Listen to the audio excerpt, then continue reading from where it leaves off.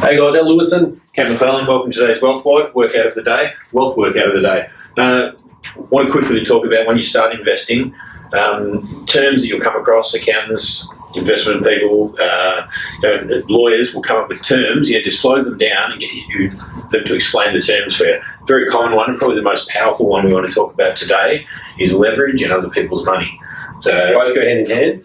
And to be honest, the thing that actually started my portfolio was the phrase that confused me at the start was OPM, other people's money. And once I understood it, I could grow a portfolio, and it started my portfolio, and it's fueled my portfolio through to today, other people's money. You know what that means, and what it meant in the early days, is other people's money comes twofold. One is the banks. So you go and buy a property, and typically, let's be conservative, you can get loans up to 90% of the property's value, but let's talk 80%. So you need to contribute 20% of what the property's worth, and the bank puts in the other 80%. I'll use some numbers that make it easy. if I go, I've got Buy $1 million property, round numbers. So I've got 200,000. Yep.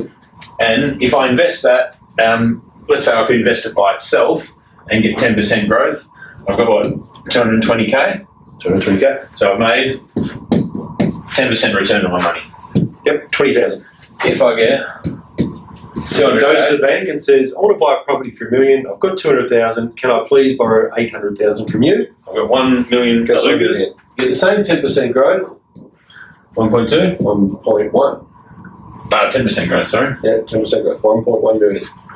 You've made $100,000. So instead of making 20,000, you made 100,000. So you made 100,000 on your 200 investment, which is a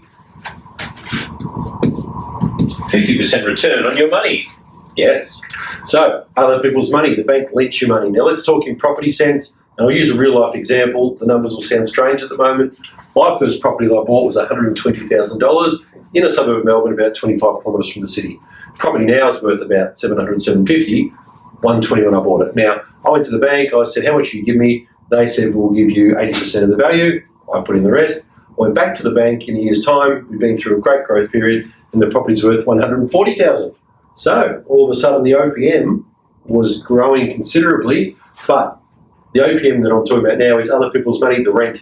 Someone's paying rent to me. So I wasn't actually paying the repayments on the house, maybe a very small portion, because I used tax savings and I used rent. Now, once I used those two things, other people's money were paying the bank back for the money I borrowed. OPM started a portfolio, fueled a portfolio, really important. So I think coming back to your first point, the number one thing, regardless of the strategy of picking the best investment property every time, there's an art to that.